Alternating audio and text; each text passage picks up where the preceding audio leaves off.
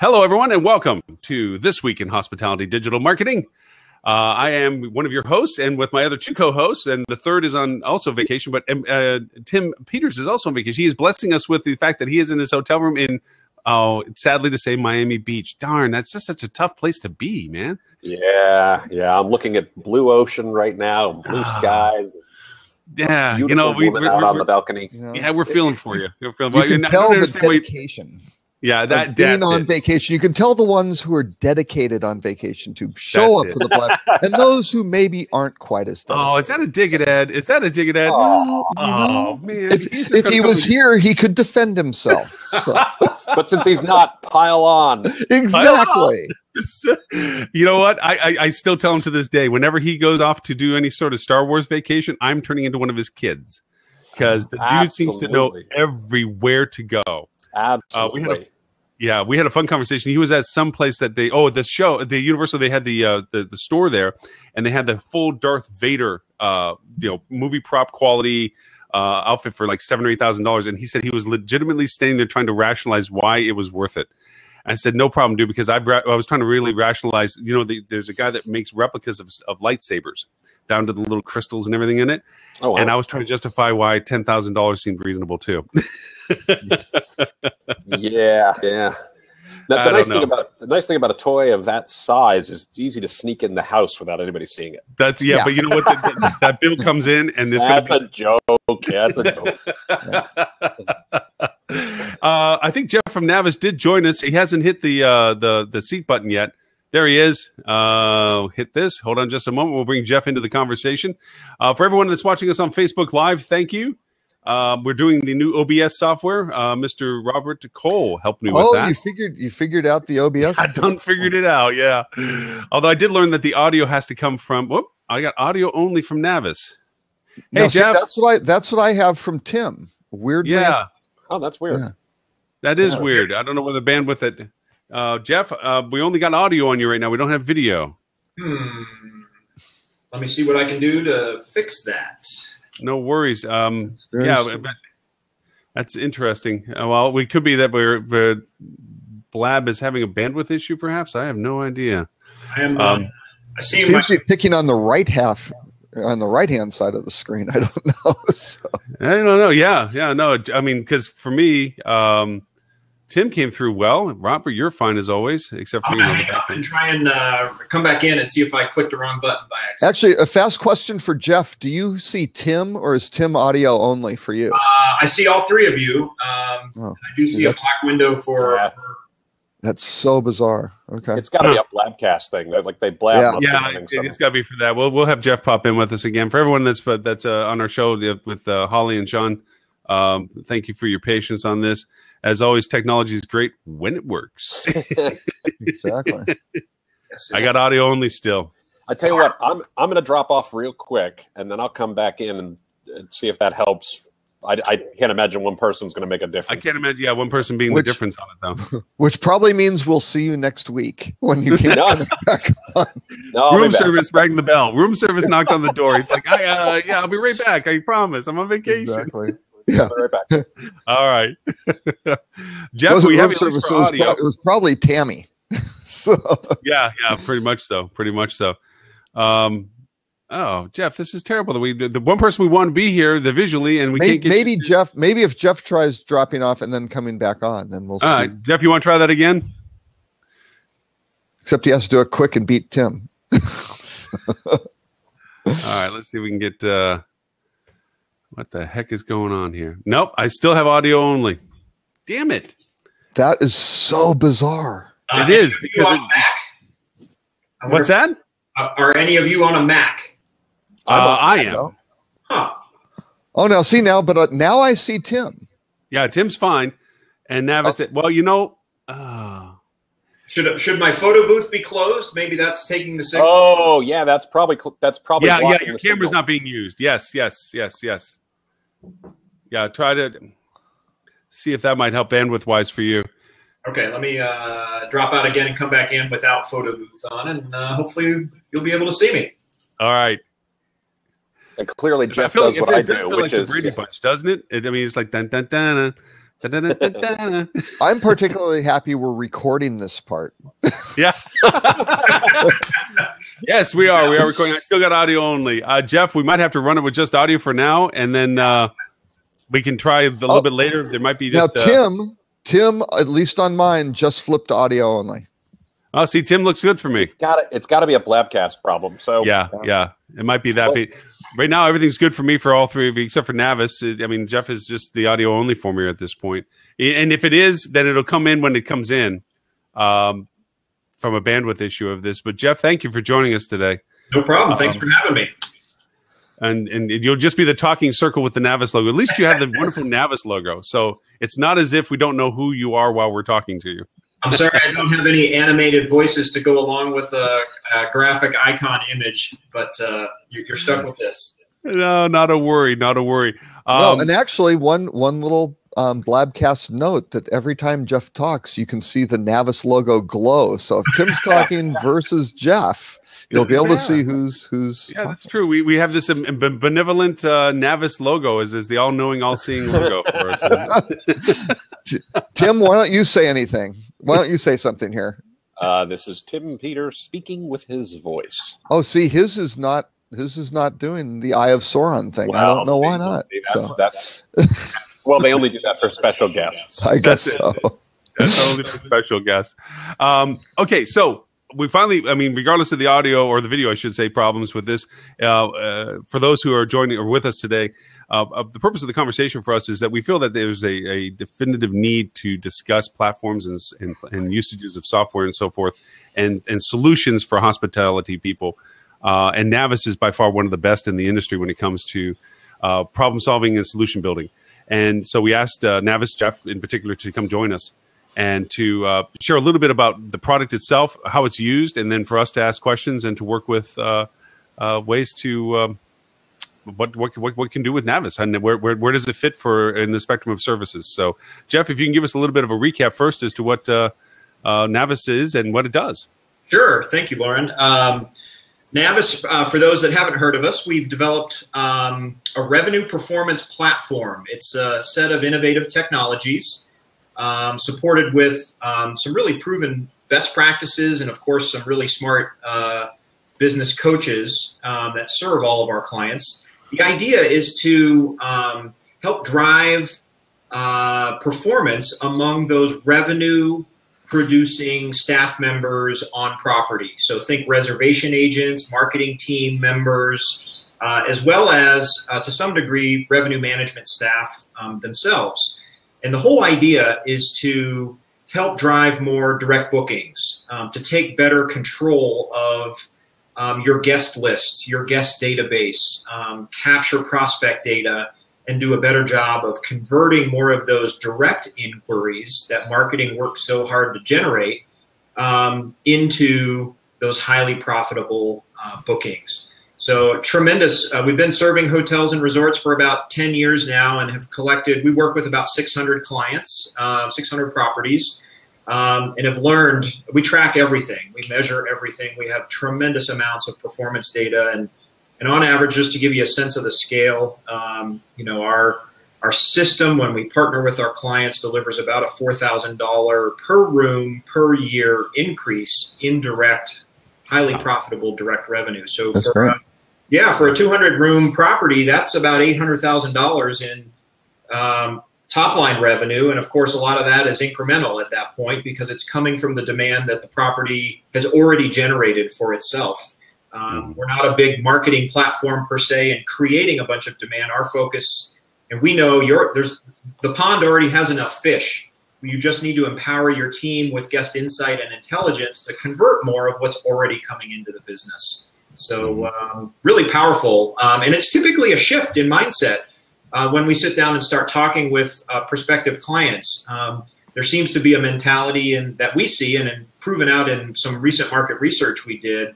There seems to be a bias towards creating more demand. And we would suggest that most properties should take a moment to consider, how do we convert more of the demand we already get? Right. You know? Yeah, you get that part fixed, and then when you go out and buy that additional demand, it works a lot better. Totally.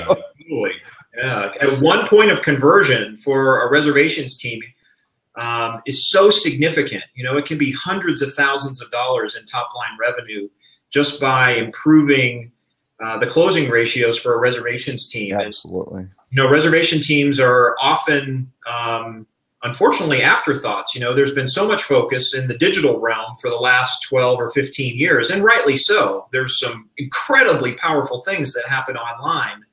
But, you know, when most of those calls, you know, Google and BIA Kelsey talking about how much click-to-call and mobile proliferation is driving phone calls to properties, to businesses, 77 billion in the last year, and it's expected to go up to, where's my number? I know I have a number here somewhere, 162 billion, more than double by 2019. So right.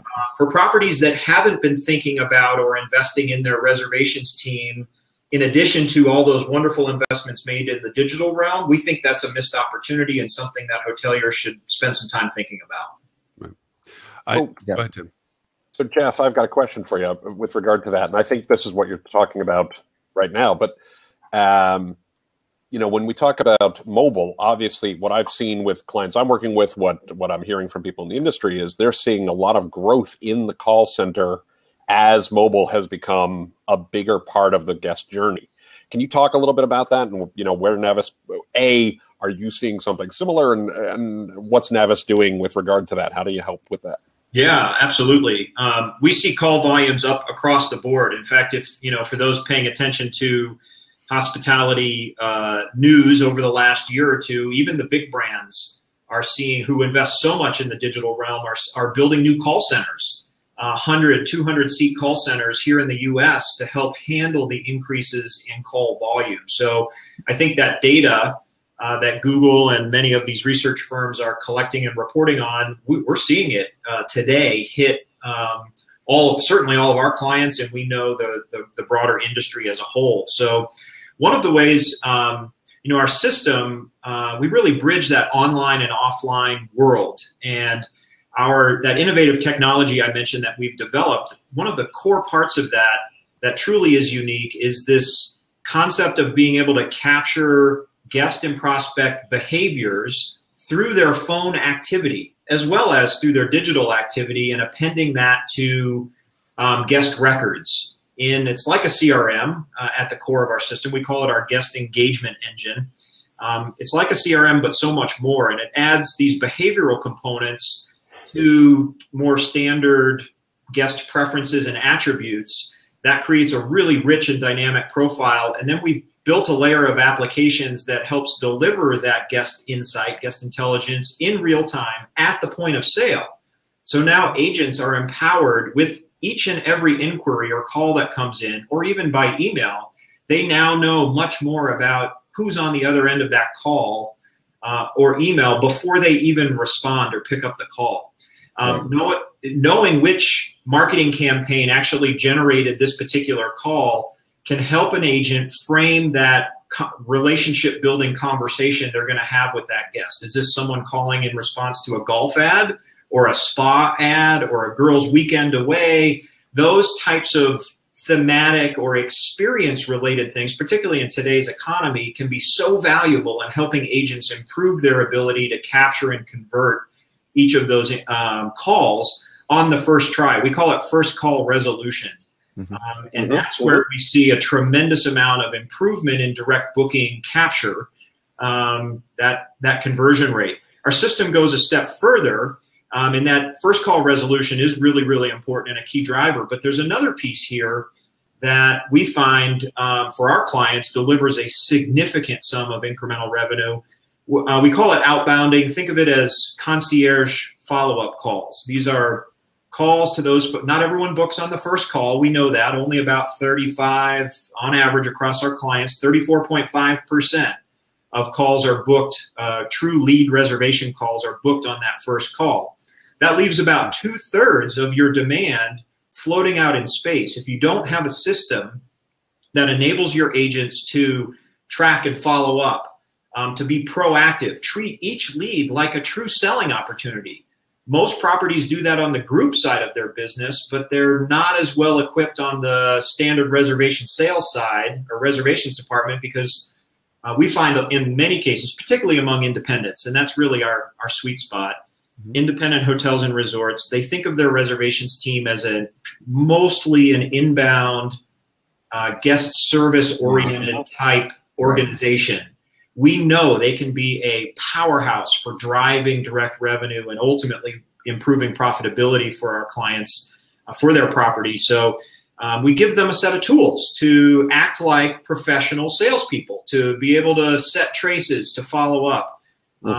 You start to integrate some of our marketing components. And we know, for example, when you can establish business rules and triggered follow-up within 48 hours from that last behavior, that last phone call or that last email, your chances of capturing that booking increase 13.5 times, which is hugely valuable for properties. So it's all of these incremental improvements along that sort of selling and conversion path for the reservations department that helps them capture more of this increasing call volume that we're seeing across the industry. That's right. Well, and I think highlighting that number of the 35% of the conversion on the first call, you think of, how many hotels get someone into their website, and a little bit down the funnel, they're looking at a room, and to get 35% conversion off of that. So the degree of purchase intent on a queue that is for reservations is just a gold mine. And you're right. The hoteliers in many cases just completely squander that activity, particularly after hours and things like that. Is just the criminal one where it kicks over to the front desk and the person's busy checking people in. They can't get to them, put them on hold, and they're just answering questions. They're not trying to create the sale. Yeah, they're just saying, hey, yes, no, that's our price, whatever. But I guess to this point too, I think Ron Botts with Navis made a great analogy with me once. He went over and said it's a lot like being in a deep sea sub with a light beaming out, and unless you see if something comes into the light, you can't see what else is out there. So somebody calling you is that contact, and unless you try to, and then they disappear, and you have no way of getting back to them again unless they choose to come back to you. With what Navis does is it gives you a chance to personalize. It goes back to that personalization thing. You know by the phone numbers that you give on the ads and the tracking that you have what you're dialoguing with that person on, and through what you have for information, you can create that conversion value that you're not squandering, or what you say, wasting, Robert. The idea that, hey, if they've gone as so far as to actually call you and reach out to you, then the least you can do is be focused on them and give them every opportunity to make that decision that drove them to you. So yes, I think that, and I think another point to be making about Navis too, which I always was impressed with, Jeff, was that there's no contract that says you're stuck with us. Your contract is, you know what, we perform, and if we don't perform, then you don't do business with us. Well, I like that approach to it. That you're really very much a performance relationship. It is. We're very proud of that. We track our month. All of our clients are on month-to-month contracts. We don't ask. It's very low risk. We know we're going to prove the incremental results that certainly more than pay for the investments they make in our partnership. We're here to drive revenue, drive profitability, and if we're not, then we don't deserve to be our client's partner. We track monthly retention, and we have a 94% retention rate across all of our clients. And despite those month to month, our clients can leave on 30-day notice at any time. Our average tenure of client right now is, it's 9.2 years. Yeah, I was going to say. Yeah, that's pretty good. So it goes to show the value that we drive, and certainly, we have a fan base of clients. We're very proud of it. We protect that. We invest in them, and we love them, and they love us back. So it's a great partnership. So, David, I'm so sorry. So, Jeff, rather, excuse me. So, I can ask you a question. When you talk about first call resolution, can you just give an example of what does that look like? Like, what does the voice agency, or how does that work in terms of when a guest calls, what are they seeing? What if you can give like an example, almost like an example call. Right? Sure. So there are a couple things that go into this. The first part is being able to smartly route the inquiry to the best agent skilled to handle that particular inquiry. We call it smart routing. If this is someone who's previously called a couple of days ago and this is a follow-up call to either make the booking or ask more questions, our system will try and route that call. And these are all configurable business rules, but most standard will route that call to the agent that handled the last phone call, so that we can continue to build that relationship with that guest. We don't have, you don't have a fresh agent saying, "Hey, thanks for calling Ben Resorts and Lodges. How can I help you?" No, that's not it. It's a nice, friendly voice, but that doesn't help you build relationships. And so we try and route it to, if we know they're calling from a golf ad to book a tee time, then we're going to route that call rather than to a reservation agent. We're going to send it either to the pro shop or route it to their agent who specializes in their golf packages and golf pieces. So that's the first really important part. Once we identify who the best agent is, or the one who has the best conversion rate, for example, we know they press 1. The caller presses 1. This is a new reservation inquiry. If there are no other identifying factors that we can identify, then we'll send it by default to the agent who has the highest conversion rate for new reservation calls. That agent, before we have a dashboard. It'll pop up on their desk, and it's a way for us to, for the agent to see and identify some of that basic information about the call. They'll take the call. We'll pop a lead form, and that lead form includes any past guest stay information. We'll be able to automatically, because we integrate with over 28 different property management systems, we'll be able to pull all of that past guest information into that lead form and present that to the agent, so they know which units they've stayed in, how frequently they've stayed, which marketing campaign has generated this particular call, those types of things. And one of the things that agents, most agents are $12 to $15 an hour part-time or even full-time employees. They're not the typical person for particularly independent luxury properties. They're not out spending $1,000 a night for a room and an experience. And what we find is they sometimes have trouble recommending or leading with the most expensive option that's available at the time. They're always proactively, the typical behavior for an agent is to, "Oh, are you a member of AAA, or are you a U.S. veteran?" Or they're looking for ways to give away money to guests. The important thing is to try and protect that and help them drive more revenue. And so by seeing this information, this intelligence, before they even pick up the phone to say hello, they now get a better sense of confidence in being able to make the right recommendation for the right room type, even if it is the $8,000 a night presidential suite that this particular guest has stayed in the last 2 or 3 times. So that intelligence is really important. Now, we also do a lot of training for agents, and this is perhaps,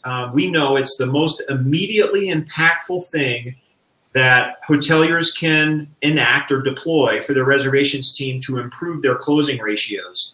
And it's about making sure their skills, their sales skills, are up to snuff. We have what we call the 7 non-negotiables. They are totally negotiable, but we know these 7 things on a particular phone call optimize an agent's chances of being able to convert and close that reservation, that booking on the first call. So, some are pretty mundane, thanking the caller, using your name, introducing the property, that type of thing. But there are a couple that are really, really important. Skills like seasoned salespeople will totally understand this, but it's about listening with the intent to understand what that experience that guest is looking for. Then being able to personalize their recommendation and to be bold, to say, "Oh, you're traveling with your kids. You told me your kids love. I have the perfect room for you. It's 100 feet from our on-site playground for the kids, and the pool is just around the corner. I think this is a great room for your family." It's and then you can get into rates and dates and start closing that deal. But that personalization is just incredibly important for the agent feeling like the agent's or the guest or potential guest feeling like the agent is taking care of them and making a recommendation. And more times than not, that caller will take that recommendation and make that booking. So it's oh, go ahead, Lauren. No, I was going to say a real quick question, Jeff. Is that, and it brings up a contention that I know from previous life that we didn't bring you into one of the hotels as a product because there was a resistance to the commitment level that the hotel has to make coming with you, because there is this training aspect. It's like, hey, look, and if you can rationalize all you want, that this is great skill training for your staff, and it helps with the conversion value. But the hotel, the one that I had represented at the time, was backing away from the fact that they had to really step in. It wasn't just here's your product and you use it, but you really asked for the property's participation. You're saying, look, we're going to have to train your people. For us to have the success we're saying you can have, your people have to understand what these 7 non-negotiables are. Your people have to understand what the screen looks like and how to use the screen and how to react with it and so forth. Talk to that a little bit, if you can, about how do you get past that kind of pushback when it comes to realizing that it's just not signing a check and getting a product. It's really signing a commitment and making an investment. And I'll just interject very quickly. For those hotels who don't care about that and they want a no-risk thing, the OTAs are perfect for that. That's right. Make the business through that, and you don't have to do that. So just let the OTA pay him 20% or whatever it is, and there's no risk, and it's perfect. So that tees up, and that's why Navis is specialized in direct bookings, which is the hot button for the entire industry. That's what Lauren just teed up, exactly what you need. It's like, pay attention to your core business, be good at it, and then you can do very well, or let somebody else do it. That's right. And I want to let Jeff answer the question, but I want to add one thing. I'm a hardcore digital guy. I've done digital my whole career, and I think I'm good at it. I think I'm good at it with the people I've worked with over the course of the years. I would give my right arm for a 35% conversion rate. Yeah, like we don't come anywhere close to that kind of number. I think best you're in teens at this point. I mean, the conversion value. And Jeff said a great thing before. When you talk about a true reservation demand call, obviously you're talking about conversion rate of people who are calling to actually book. And I think a lot of times when we look at web traffic and things like that, we don't always segment out the people who are there because they need to look up reservation details or they're looking for directions or things where it's not legitimate demand.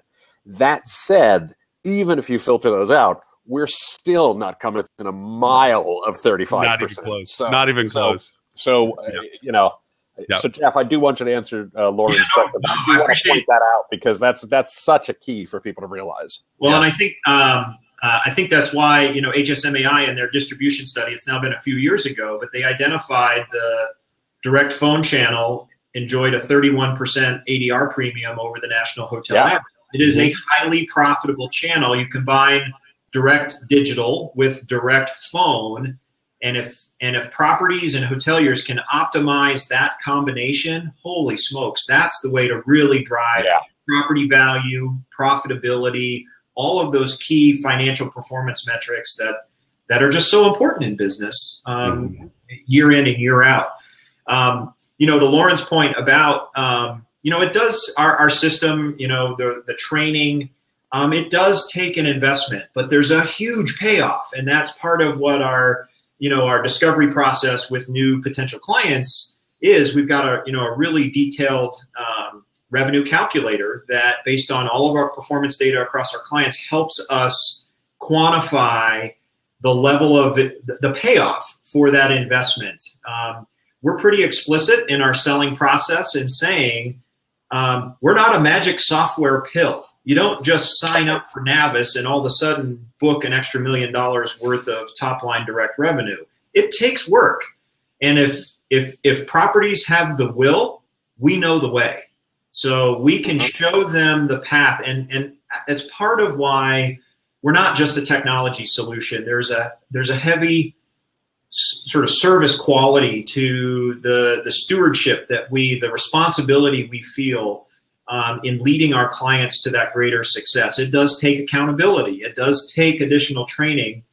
But we know that when those investments are made, there's a significant payoff that will tremendously improves the health of independent properties. We only focus. We believe strongly in building technology that makes you money, not just costs you money. So. Right. And it's interesting from what you're describing. Sounds a lot like hospitality. Oh, no. Really? That's Robert, just crazy how talk. dare you. That's just crazy talk. Yeah. Actually, let me throw in a couple of stats here from Focusrite, because I think this is some really interesting stuff. And the Focusrite does this U.S. consumer travel report. Last year's report looked at the booking channel used for the last hotel booking, and it broke it out between OTA, called hotel website, and then broke that down further between loyalty members and non-loyalty members. So no surprise, 43% of the loyalty members go to the hotel website, and only 19% go to the OTA. But 23% of those loyalty members call the hotel. So that's more, more of them are calling the hotel than going to the OTA. So huge opportunity on that. But it's even bigger on the non-hotel loyalty members, where the way those numbers stacked up, only 20% of the non-loyalty members booked on the hotel website. Now, 29% of them booked on OTAs. But again, 31% called the hotel. Yeah. So we're talking just absolute gold mine for hotels, and so often overlooked. So huge service that Navis provides to. And I've been work. I've done more web redesigns over the course of my career than I can possibly count.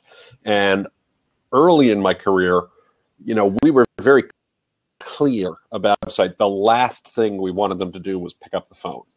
And as I went on in my career, I realized that was the biggest mistake I ever made early in my career. Mm-hmm. When we were properties, when we were dealing with resort properties, even mid-scale resort properties, getting people to pick up the phone is a great thing. Convert, because you can upsell, because you can drive more revenue. With no disrespect to Jeff, even without a Navis. Then you add in a Navis, and obviously you have a lot more. You can just do so much more on top of that. Jeff, I have a question for you. With all the questions that are coming up these days in terms of privacy and the like, and you talk about the amount of targeting you do and how you're able to connect people to the right person. People refer to the creepy line, right? You don't want to be too creepy in terms of what you know about a guest. How do you all avoid that in these calls? Is somebody answering the phone and saying, hi, Mr. Cole, we saw that you were just on the website and you were looking at this package and things like that would seem to me to be creepy, right? So how do you all address that? Can you talk about that a little bit?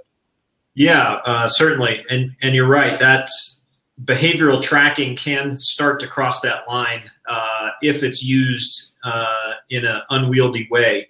We have part of our proven best practices are some suggestions, scripting. We have a playbook of ideas that have been proven out by our clients as really good ways to communicate and deliver a high level of guest service without crossing that creepy line, as you talk about. So it's really about using that information not to voice it on a phone call to prove that you know something about them. It's more to help direct the types of questions, the qualifying questions every reservation agent should ask about a particular stay, inquiry, or property question that will help lead them to the net result or the end result that we're all pursuing, which is let's get this caller, this guest, to actually prospective guest to make a booking. So there are some specific scripts and strategies that we provide our clients to help ensure that their agents don't go that far. One of the other things that does take a little bit of time investment, as Lauren alluded to before, we record all of our clients' guest calls. Every single phone call is recorded and logged in a very accessible way. Some of our clients have called us like an ACD on steroids because of all the tracking that we enable on the phone side. But in all of those calls, our system will automatically flag those calls that are the richest ones for supervisors to invest the time to actually listen to and score against a an objective set of parameters. And it's through that frequent and regular listening and scoring actual guest calls, not relying on some of the third-party services that do shopped calls, because we know most agents are quickly able to identify when it's a shopped call, and they all of a sudden sit up a little bit straighter in their chair and start answering putting on the charm and knowing that, okay, I'm being recorded. And actual guest calls are where the rubber meets the road, and that's really where the richest insight comes from. And from that, right. There's a coaching module within our system that enables reservation department managers or supervisors to be able to take some notes, provide that guidance to ensure that their staff aren't crossing that creepy line, as you say. I will add one other thing that has probably changed, Lauren, since the property you were representing in your evaluation of Navis at the time. We've made a significant change to our technology infrastructure. We used to be an all or nothing solution. And it was all of these pieces we know generate significant increases in financial performance, and we'd advocate that everybody use everything.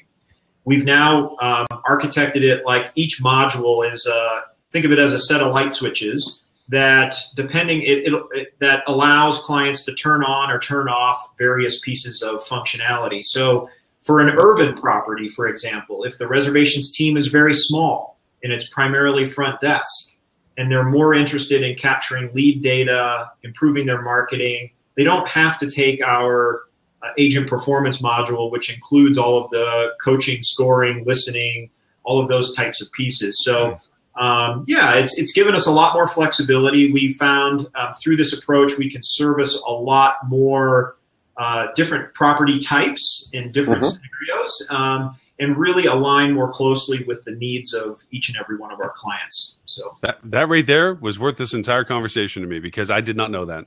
Yeah, I had the same perception I had from back in the time, which was it's a commitment, it's a full all in, and knowing that you now can say, hey, look, we're dealing with different types of hotels, and so you just need certain component functionalities. That's brilliant.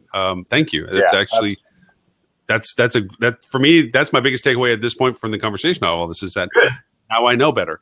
I do have a question about data, and this is a question about with the clients that you're dealing with. I'm in awe of the data you pull. I mean, the sheer data is astronomical.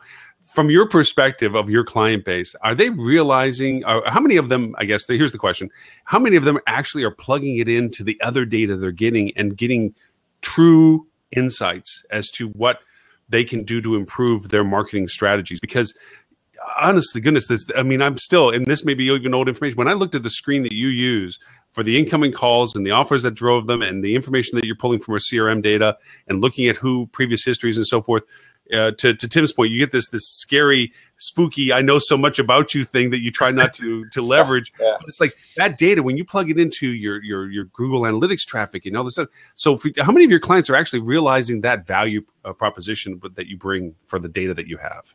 Oh, many. Many of our clients are, and it's part of the love that we receive back from our clients. But as I'm a marketer, I have my soul, my kindred spirit with my fellow marketers at all of our client properties.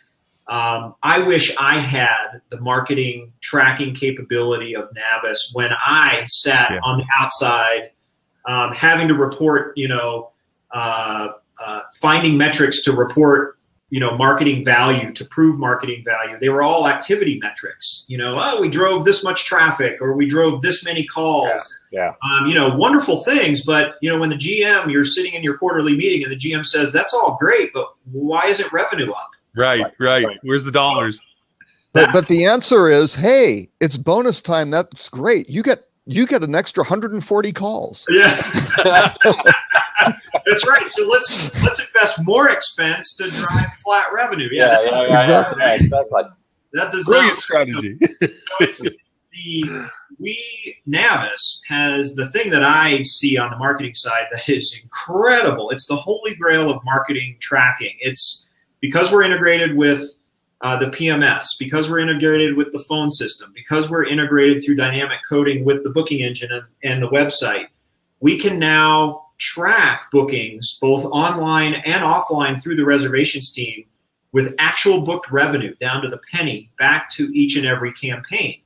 So we not only get all the standard activity metrics like phone call volume, like clicks and impressions through AdWords, but we also get actual revenue. And that's where we can begin to, we call it ROAS, return on ad spend. Mm-hmm. And we measure that for all of our campaigns. And our clients then use that. It's wonderful to hear the stories, the joy that comes through from our client marketing directors who use the data to then go out and negotiate with, they have umpteen options to drive demand for the property, whether it be through CVB or through print or through online. And now they have actual performance data for each of their campaigns. And they can go back, for people who are promoting or want to sell that property a new way to market, they're putting in like SLAs for marketing campaigns. Right. I need you to drive at least X amount of revenue. And if you don't, I want a refund of this investment. And media salespeople are stepping up and offering that type of protection. And if it works, awesome. It's great. Then they invest more. But if it doesn't, then we have hard data to enable those marketing teams to actually measure the performance, the most important performance of each and every investment on the marketing side. And I think that's a point to be emphasized. All too often, especially as we're rolling into budget season, all too soon, all too quickly, as everybody that's in the industry begins to sigh, thinking they have to go through this the annual rite of budgeting. Thank you, Mr. Buzzkill. Yeah, that's what's coming up, boys and girls. Budget time. Get your pens and papers ready. But this is trackability, and to that point, I have to really emphasize the value proposition, not just of Navis. I mean, Navis as personalization tool is amazing, but the sheer ability to say that this campaign ran, and from what you touch, this is the revenue that was generated from it. And then the other metrics can also attest to what it may have driven them to do, like go to the website and convert and so forth because of coding in their market strategy. But from your point of view, from a call, which is the most unqualifiable way of determining in the old world, where you got calls in, but you didn't know the source and the origin of the inspiration to it. Your system does allow that because of the phone numbers being unique to the campaigns and so forth, that you can truly show that the campaign in Philadelphia truly did work when you offered that offer, because by golly, they called from Philadelphia and that person booked that code because that phone number says they called because of it. So It really, really identifies where you are to spend your money when it comes to budgeting the next year, saying we got to do this kind of stuff.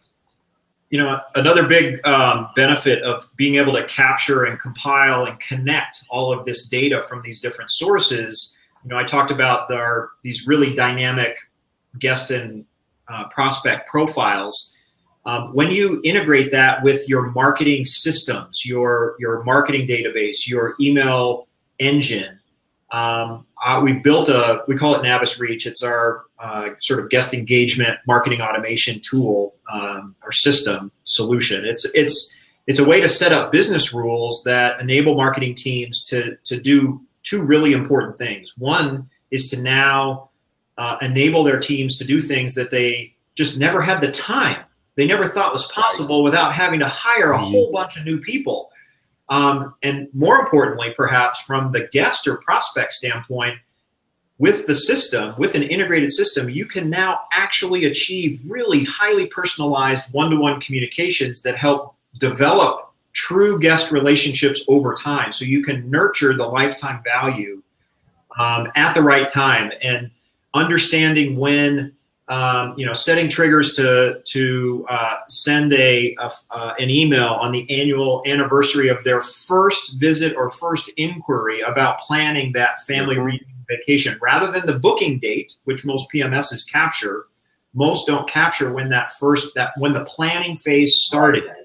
And understanding that, having that insight is, we know, incredibly valuable to make sure our clients' properties are included in the consideration set for that family's next vacation. Most of what we do is on the leisure side. I want to build also, if I can, for a second. You mentioned that Focusrite data, which is really telling. We had Peter Yesowich, Chairman Emeritus at MMGY, come to our leaders conference for our clients back in February, and he shared some really insightful, meaningful things. I think first, they've identified through their Portrait of American Travelers panel research over the past 12 or 15 years one of the big trends this year, and I think they just had a press release about this yesterday, actually, leisure is driving 2/3 of reservation demand in the hotel sector. Because job confidence is so high, because disposable incomes have returned with the good economy, 2/3 of hotel demand is now leisure-based, tremendously important, particularly for those properties who want to grow the transient side of their business. The other really interesting fact that is incredibly important, most properties love to focus on repeat guests, and repeat guests are a bankable annuity for most properties, but it's a declining annuity because in our experience, millennials, their drive-through experiences, this concept of loyalty is diminishing. In fact, Peter Yesowich called it the fragility of loyalty, this concept that millennials in particular want to seek out and find new experiences. They want to go to different properties. And so we foresee and expect that that bankable base of repeat visits will decline in the years ahead. And that suggests that for properties need to now focus on skill sets and tools that will help them capture new guests, new reservations. And those are much harder to convert, particularly on a first call, because they're not already sold on the property. Those are, as I say, those are wonderful to have, but there needs to be a renewed focus and energy on capturing new guests to protect and strengthen the financial health of particularly independent properties in North America in the years ahead. Well, and especially if you're trying to drive direct bookings, because again, going back to some other, the same study from Focusrite, when you start breaking down the data into age ranges. So if you're looking at the 18 to 34 cohort for the millennials, 37% of them book through OTAs, right? I mean, that's kind of what they've been brought up with because there's cross-brand shopping. They aren't necessarily as loyal. 23% go to the hotel website and 11% call the hotel. So it's a lower portion. But again, I think you get the situation where, and this is the booking channel where how they actually booked. I think the big gap on the calling the hotel part is the hotels aren't actually converting those. If they're doing it right and chalking through 35% conversion, that probably wouldn't be 11%. It would probably be markedly higher, because what do the millennials want? They want a personalized experience where, yeah, I know that's what you've segmented out and this and that, but here's what I want to do and how you can address, how you can deliver a product that really speaks to what they're trying to accomplish with that particular itinerary is the magic point. And I wish I could remember who said this. I just posted a link to some of the takeaways from the HSMAI Digital Strategy Conference this year. And I would credit the right person if I remembered who said it. And I feel really bad about that. But at the conference, someone mentioned that there are 3 billion, that's billion with a B, loyalty memberships in the memberships in the United States when we have a population of 319 million people. So right. So it isn't loyalty. It's I'm going to stay with you. You may as well give me my rewards, right? Rather than what you're saying. So I think that focus on how you capture the new and how you build. Yes, you want to get repeat business. Yes, you want to build your database. Yes, you want to be able to reach out to these people on things like the anniversary of when they're shopping and the like. You also need to get people on that first shot a lot, because that may be your only bite at the apple, as it were. Right. So what was that movie that George Clooney was in? Sorry, one last Focusrite stat. Only 45% of travelers actually have a hotel frequent membership. So it isn't like the airlines where everybody's got them and everybody has 24 of them. I mean, certainly there are the core people with a lot of them, but hotels are kind of under indexing on that as well. So what was that movie that George Clooney starred in that was about him flying around? Up in the air. Every one of his it's very basic on some of the stuff they were talking about in the movie, but one of the things, don't do anything unless you get points for it. Right. Yeah, it's on the old model, like it's that carrot on a stick mentality to it. But I think Jeff made the point, for experience driven travelers, aka stereotyping them as millennials, which is not totally accurate, but that's the number we're throwing around. Is they're not about whether or not you're a Marriott It's whether or not that hotel's in the area that they've decided is where they want to be in their destination. And, Robert, you're saying that the hotels are underserved when it comes to the membership programs with those people because they have no incentive for it. They know they're never going to hit that bar. The membership programs, we talked about it on the Blab before, are antiquated as to their methodology. You have to attain a certain level before you get anything for it is BS. Because they want rewards because they're showing loyalty immediately. Whether they do it again or not is up to you to whether they had a good experience. But right now, if I chose you, I want something for that. So where's the incentive value in that membership relationship? And what is every major hotel company doing now? They are offering rate discounts to their loyalty members. So talk about training bad habits. Yes. Right. So and I'm actually writing a white paper for T News. It's actually going to be done and hopefully get published shortly. It's just about complete. But one of the things that I went through was the classic TripAdvisor booking widget, right? Kind of here's the ground zero for looking at what's going on with rate parity. And I picked, I will pick on the one hotel I'll use in the thing, which happened to be the Marriott Courtyard in one of the courtyards in New York City. So that's fine. They have their rate is normally $218, which you can't see in TripAdvisor, right? It's just the typical metasearch link at $218. Well, they do give you a discount, but that discount, I can't remember the number. It wound up being like to $199. I don't know. It wasn't very much. Actually, it was down to $209 or something like that. Kind of a minimal sort of couple percent. Sort of discount. What's the problem? Oh, if you go to hotels.com, the rate's $199. Of course. So instead of $218 going down to, or actually bar was $229, their rate was $218. I think it was $218 actually for the for the loyalty member, but you can buy it for $199 on hotels.com. Yeah. So is that going to be successful? I don't think so. Right. Go ahead, Tim. Go ahead. No, I just have a quick question for you, Jeff, and I'm not trying to lob a softball here. I'm genuinely interested.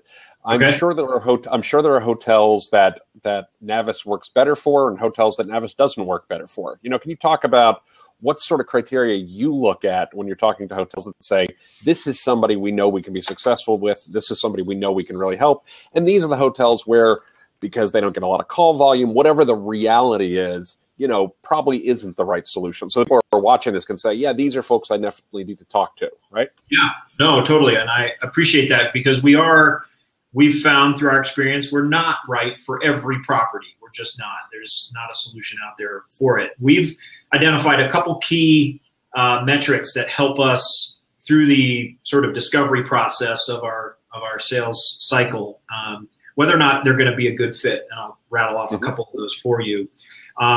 We found that if call volume or bookings through their reservations team are at least 15% of their overall mix, then they're probably starting to move into our sweet spot. Mm-hmm. There's a set of other factors that they're all interconnected. So and I'll rattle those off. One is length of stay, which ADR and average stay value. So, and they're all connected, right? So if you have a short length of stay, but it's a luxury property at $800 ADR, then that average stay value is going to be significant. Where we see sort of ADRs north of 130, 140, and length of stay very nearly approaching or greater than 2 nights, then that's where the financials really start to those small improvements in the sales and marketing process really start to compound with one another and generate a significant upside from a revenue standpoint. So a leisure or transient mix also needs to be a fairly healthy part of the business. Those are we haven't moved into sort of the group side of the business, although if properties are interested in the leisure travel and adding on to typical business or group stays with additional leisure nights, then we definitely deliver some value there. But I would say where leisure bookings, transient bookings are, at least 25, 30% of the overall mix, then again, that's where we really start to deliver some meaningful value from a financial standpoint. No, that makes sense. No, it does make sense. So, Jeff, I have a question. Where's Navis going? Where do you see? I mean, if Ed were here, he would talk about personalization, and he would talk about the. And I'm speaking at Rock coming up, and one of the things I want to try to scare the revenue managers on is dynamic content websites. That in the next 18 months to 24 months, websites as we know it will go away because it's going to be built in front of the user experience as the user enters into the portal. So that content is relevant to the person that brought them there. So do you see yourself in that role where because your ability to see the source of the business interest with the call that you're going to be a part of that customization, that personalization, or where do you see Navis going into as time moves forward? Yeah, I think our focus is and will continue to be on enhancing revenue performance, more profit. And so from a technology standpoint, I think you'll likely see an extension of those business applications two ways. One, our guest engagement engine at the core, driving integrations with more platforms and systems. We're working with Ed and Flip2 and a variety of others on building out and powering or fueling some of that customization, that personalized experience through some of the standard marketing channels, digital, obviously, for example. So we have a lot of data. We capture a ton of data, and making that data more actionable and usable and finding partners that can tap into that insight, that intelligence, and use that to ultimately improve the success of our mutual clients. We're looking for ways to build a partner ecosystem to help us extend and tap into the value of this data. Our focus is going to be, I believe, on that, on improving the engine, the data capture, the data translation into intelligence that can then be tapped into and used by many sides of the business, not just reservation sales and perhaps not just marketing. Yeah. I want to call it. Go ahead, Robert. Go ahead. I'm sorry. Actually, I was going to say, to get that the true personalization aspect for that individual traveler, there are some interesting tools out there where you can really start looking at, they were looking at the Ocean View King. They've been back to that page 3 times, mm-hmm. that sort of thing. That then finally they pick up the phone because they've got a question about the kids camp or something like that. Well, right? that goes back to and they're way down the funnel. They got the purchase intent, and then you can really pull the trigger. Compounding the ability to say, yes, we did this campaign. It was for honeymooners. We've got them here in PAL. That's the bread and butter, which again, Navis is doing, which a lot of the other hotels aren't. So they're already raising the bar so much, but then you can take it to just a whole that goes back to level. A conversation last week with Sean Williams with Spring Engage. That's what the benefit of his platform does as well, is you can tell the frequency of their visits as to what they're looking for and improve their conversion value because you can incentivize them on the site. So for them, it's like the digital version of Navis, where they're not on the phone, but they're on the website. You're improving the opportunity for conversion to it. I want to draw out 2 things here real quick. But if you can bridge those two also, outrageously powerful with the analytics. So that's when you start getting that 360 view of, especially if you can come through, multi-session and omni-channel. You go, hey, you know what? They were on their, they came in on their mobile. They went to the website. They did this. They picked up the phone. Just all of a sudden, that 35% is huge. Putting the 3 things together, and not to be self-fulfilling with this, but you put Navis with the phone, you put Ed with Flip2 on the social connection point to this, you put Spring Engage on the direct channel conversion from the website, and you put all that data together, and by gosh, you add that with your GA analytics and everything else, you're talking about incredibly accurate interpretation of your marketing strategies and successes. But one thing I want to point out is, if you look at the screen, you have Robert, who's leaning into the camera with a collared shirt, looking quite businesslike. And then you have Mr. Tim, uncollared and looking like it's margarita time. I can be back here if you like. Well, I am in because it's been an hour, and it's like he's on vacation. We've sucked an hour out of his vacation. And it's like, you know, we got to let them cut loose. Right, Tim, honestly, before we started this, we talked about the fact we wanted to keep it because you're on vacation. We only wanted to keep you talking for an hour. And I feel bad because it's an hour and 2 minutes. And I'm thinking, you're thinking it's 5 o'clock somewhere. Well, no worries. But I wanted to say, first of all, brilliant conversation, Jeff. I do have to drop off. I have some personal commitments I've made today. Like vacation. But I did want to say, Jeff, I genuinely appreciate you being here. I mean, this has been really eye-opening for me, a great learning for me. I'm sure it's been a great learning for the folks who are watching and listening and the like.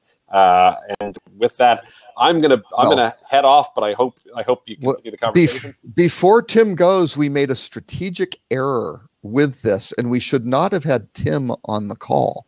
We should have had, if he's on vacation, I'm assuming Tammy is there. And Tammy and I worked together about over 20 years ago at a little company. I would like to point out my wife was 8 at the time. Exactly. And she was brilliant. She was just as brilliant then too. But we had this little company that represented independent hotels called Travel Resources. Yeah. And what did we do? We focused on these things, except we didn't have the technology to go do all this cool stuff. So what we would do is we'd go into a resort like La Costa, which ran a very nice resort, but they had such a horrible call center. We would take over the whole thing, and all of a sudden the conversion like double, and they're making so much more money. Right. It's amazing. So we really should have had Tammy on, because she really does kind of know about this. Hey, we all admit, and we all know, we all married up. Okay, we all married up. Absolutely. Tim, thank you for your time. Sincerely, as always, everyone making the time for it. Thank you. I enjoyed it as well. Oh, fantastic. And look forward to seeing you all at High Tech in a couple of weeks. And I will see Robert and Lauren next Friday. Yes, exactly. That's right. Exactly. Tim, thank you for your time. Enjoy vacation. No problem. Bye, guys. All right. Yeah.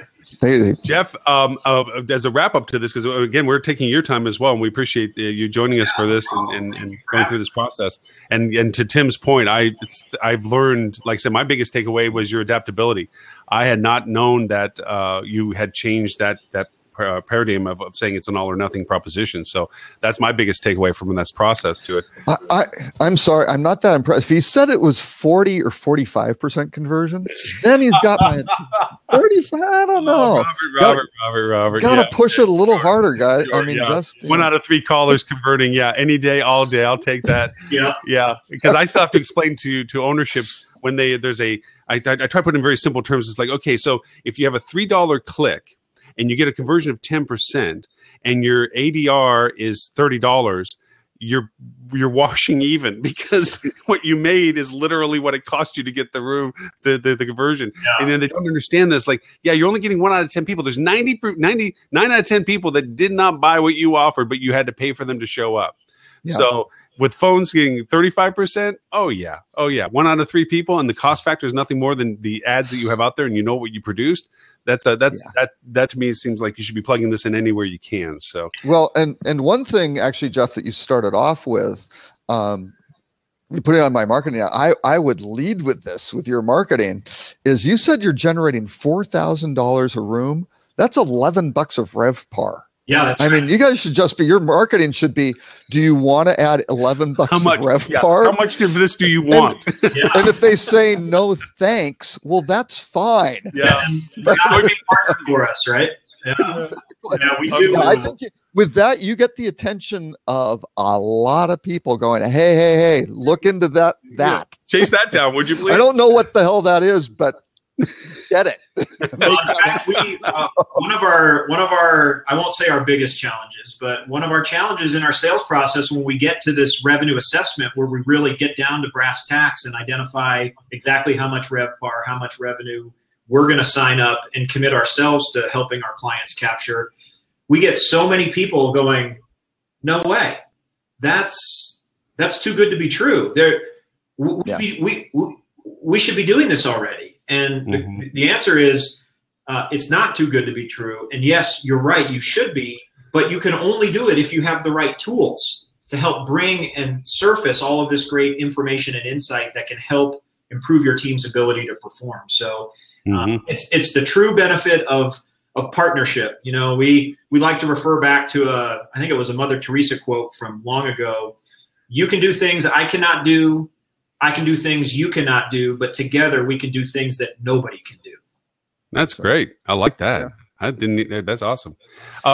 Jeff, is there in closing comments for what? Oh, sorry, Robert, go ahead. So Navis is the Mother Teresa of the hospitality industry.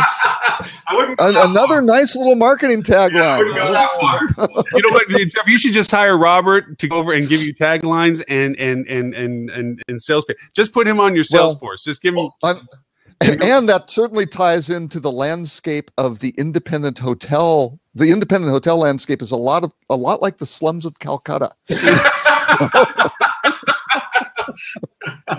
Okay, now we're digressing. You know, Jeff, I got to say, I sincerely appreciate you putting up with us. We invite you to a video collaborative conference call, basically, was what this is, and the video doesn't work for you. So you've been an audio portion of a video presentation. Yeah. We're in good shape.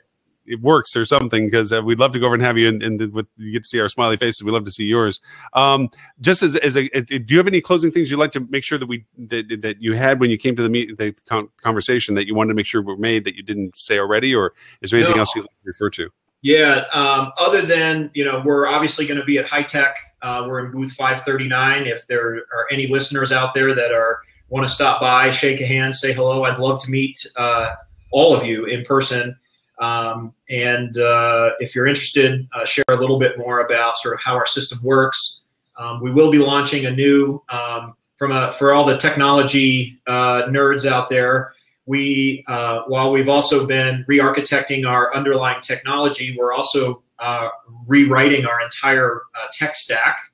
It's been about 10 years since our original code was developed, and we're rewriting in Clojure, very flexible technology that, particularly when you're building a highly relational set of database or data warehouse, it becomes really, really valuable. And we're going to be launching the first new application at HITEC on this new platform, this data visualization platform.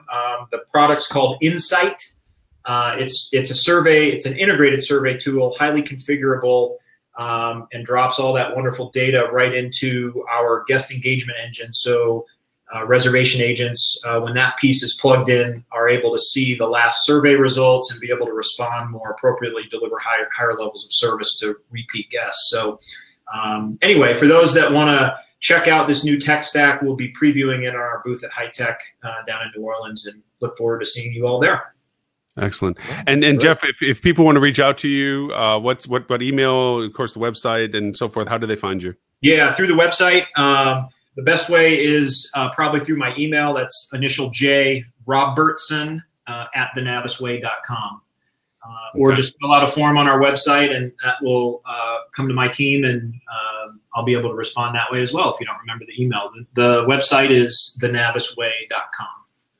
Question: do you have the link to your little calculator that you used for as an ad promotion on your website? Because I got an email from you all, and I love the calculator. I actually stole the idea. You did? Yeah, great. Yeah, I have a client for MetaSearch that I made a calculator pattern off of what you had inspired of how to calculate the high and low end of MetaSearch's contribution value to you by putting in similar content, length of stay, ADR, annual occupancy, and so forth. Yeah. So, I've got the link here. I'll post it. Excellent. Thank you. Yeah. I think it's just thenavisway.com/calculator. Yep. That's it. Yep. Robert's passing the gun on that one. He got that in there. And for those that, if you want to see what the impact, the real, I mean, of course, it's a guesstimation based on it's just a way of stick in the sand kind of thing, but it shows you the real impact of improving your conversion value from phones, from the direct connect value of them and so forth. So it's a really neat calculator. It is game-changing, and the scale and scope of opportunity that we help uncover is usually very surprising to most hoteliers. So we thought we'd put a simplified version of that of our revenue calculations we do up on the web, and make it a self-service version of the much deeper analysis we'll do if we have the opportunity to engage with the particular property's management team. Mm-hmm. Well, again, thank you, Jeff, for taking the time today and being the person that joined us to talk about platform and product. And I think that for all those, we we tend to get about 300 to 500 people a week between watching us live and then the recording afterwards. So hopefully out of that group, somebody will walk up to you at High Tech at the very least and say, "Hey, I heard you on Blabcast," because we can't see you because it's a logo. Unfortunately, they won't know what you look like. They'll just know your voice. They'll walk by booth 539. Is it 539? 539. That's right. Yeah, and then they'll go over like, "Wait a minute, that voice! I know that voice. It's the Talking Navis logo." But I think he does it. I think he does it because of the Navis groupies, right? It's a problem if they identify him, they follow him around. It's just, it's hard to move through, meet with clients if they're just all around. It's a tough part. Mr. Robert Cole, can I add one additional item of kind of a news type thing, since you completely blew away the format for it, even though I did really blow away the format today. Yes, we blew away the format. Yeah. One of them was the New York Hospitality Investment Conference this week, and one of the things is you get the STRs and the CBREs and everybody doing their forecasts. Thought I'd focus on the STR forecast, and this underlines the importance of Navis here.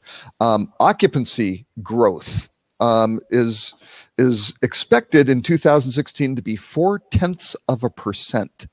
And in 2017 to be a 0. With flatline. So, yeah. So basically, supply is going up 1.7. This is U.S. Supply going up 1.7%. Forecast for 2017 up 1.9%. But basically, demand's only up 2.1 this year, and then down to 1.9. So it's not really going anywhere. ADR, they're saying 4% this year, 3.8% next year. If you look at STR guys, if you're looking in here, and I'll say the exact same thing for PwC, CBR. They start out at the beginning of the year saying, here's the goals, and it just erodes always. Yep. And I really should be doing tracking on this. So 4% on the ADR is probably a little rough, but RevPAR being up 4.4% this year, even assuming that ADR, and 3.8 next year. If you can get a RevPAR pop from something like Navis, that is hugely valuable in this environment. Yeah, I mean, that's what these hoteliers have to do. Yeah, they have to start refining their channel values. Yep. Especially when the major brand, and even though Navis does work, primarily with independents, especially when the major brands are out there discounting their highest yielding guests, just doing a pure, price pitch, which plays exactly directly into the OTA's wheelhouse from a marketing perspective. So, so Navis, something like that, is the way to. It's the path out of the slums of Calcutta. Well, I mean, we talked about this almost a year ago, back in August. We were talking about the fact that between nothing being in the production pipe for normally historically, the two cycles of demand and construction in the pipe follow each other with a 6-month lag. And when this demand cycle curved up 2 years ago, the pipe didn't grow. It was like people trying to get their money for what they had invested in previously before. And then you bleed off the Airbnb inventory load into a market so that it takes some of the pressure off of the demand in that market for build. Now you just literally say the numbers. We're only fulfilling the occupancy demand that by growth. We're not really growing past the demand. And again, at the NYU Investment Conference, I wasn't there, but what I saw from all the reporting, the CEOs of all the major hotel groups, Airbnb is nothing. It's not important. They could care less about it. And it's like, oh, well, at least you've been spending the last little while digging a nice hole to put your head in the sand. Wait until it starts getting leaner. Oh, exactly. Yeah. You do not want to mess around with something that has dynamic inventory growth capability. I mean, that is a very no overhead values. They're completely market sensitive. I mean, if I have a room to rent or a house to rent, I'm going to be whatever the market demands. I have no overhead. I already have the expense, where a hotel has their flatline costs they got to maintain. Yep. Yeah. And when demand peaks, that's when all that inventory comes rolling in, when all the hotels traditionally go, well, let's pick up the slack and now we'll optimize. Oh, wait, why are we underachieving? Why, hey, we'd always sell out under the situation. Why are we at 96 instead of 100? Right. Why didn't the ADR pop by $10? It only did 4. Mm-hmm. And those are huge numbers on the bottom line. They're massive. So yeah. Well, all the more reason with our discussion with Navis was valuable because, as you said, it's an optimization of a channel. If they're coming to your doorstep by calling, the least you can do is get more than 1 out of 3, hopefully. But I'll take 1 out of 3 right now anyway. Yeah, but Jeff, that's what I do on your thing. If you think somebody's going to leave, pop up your little thing that says, "Do you want an additional $11 of RevPAR?" and let them click. No, I don't. Yeah. No, I'm stupid. I love those things. Like, no, I don't want any more information. Yeah, it's like, okay, be rude about it. Exactly. Yeah, but this is a simple question, simple answer, and so. Mr. Robert Cole, if anybody wants to know where you are and to find you and ask questions and know what it is that you do, where do they find you? On social media, it's at Robert K. Cole across most everything, and it's rockcheetah.com. Excellent. Jeff, again, thank you for the time. Thank you for the information, the insights, and we hope that you join us at random whenever you'd like. And a reminder to everyone that Navis is at High Tech this year, but 5:39. Please go by and say hi. And if you have any further questions, I'm sure that's what they're there for. So they're going to go over and take the time with you there. And Robert and I will be at large at High Tech and also at Rock. And for anybody that doesn't know what we're talking about, High Tech is from HFTP, Hospitality Financial Technology Professionals. And High Tech is HITEC, because I've been getting a lot of things sent to me wanting to go to HITECH from exhibitors. It's like, no, guys, spell the name of the conference properly. It's the largest technology conference for hospitality. It covers everything from washing machines for housekeeping to software revenue management tools, things like Navis for yield abilities. It's across the board. It's a huge, huge conference in New Orleans the week after next. And then Rock is HSMAI's Revenue Optimization Conference, which is on Wednesday, which Robert and I have the privilege of speaking at. He's in the morning, I'm in the afternoon. I'm talking about mobile, and you're talking about what? To scare the bejeebers out of revenue managers with technology coming that they're going to not be prepared for. I'm out there to give shock and awe. Oh, good. Oh, I was going to do a little bit of that too. Damn. Okay. Hey, Holly we'll just freak them out.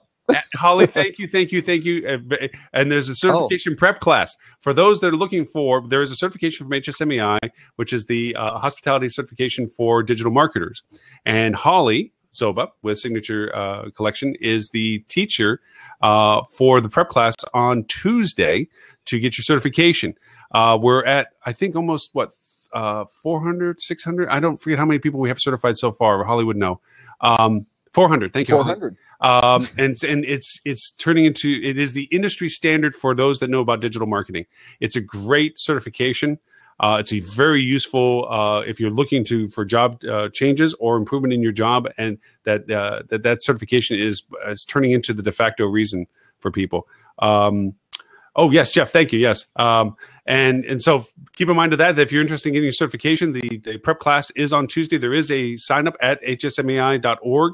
You have to qualify. You have to make sure you have enough points showing that you have enough industry experience to be certified. It's just not a random certification. It's a very legit certification that you have to qualify for.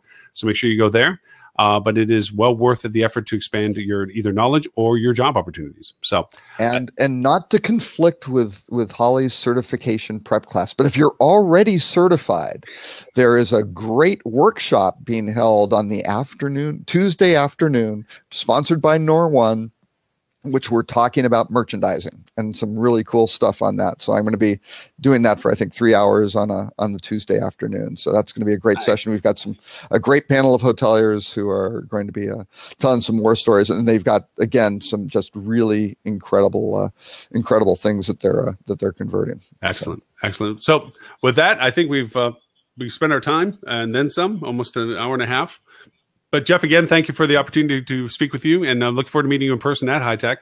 Yes. And Mr. Robert Cole, thank you as always for being my partner in crime with this. And Mr. Tim Peters, when you play this back, we were not talking about you, but we are. Thank you for breaking out into your vacation, and Mr. Edward St. Ange for taking vacation and blowing us off.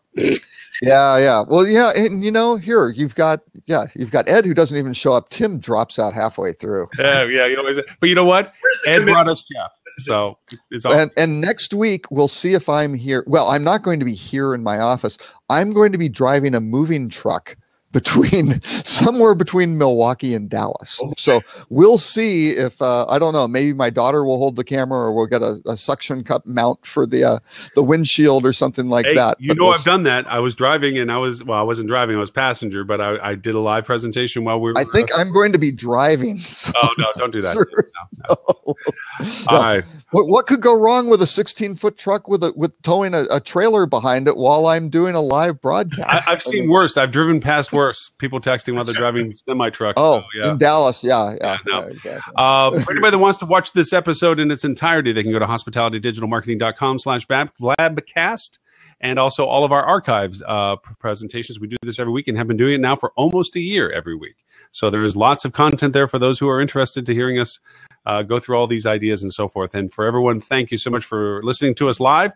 And for those who are listening to us recorded. And for those of us on Facebook Live, which was a good amount, a couple of hundred. And I want to see how the OBS thing worked out. Well, my audio, I turned it off, unfortunately, for most of it. So it's going to be a silent show, which probably killed most of our audience on and off, but really? I'll get better at it. Well, the audio on Facebook Live, I actually turned off the streaming audio. Were you using one? You're using one system, right? Single computer? Yeah, no, two computers. But the audio feed I had muted. I had it live when I first started with Tim, and then I muted it before we went live, and then unfortunately I never turned it back off on mute.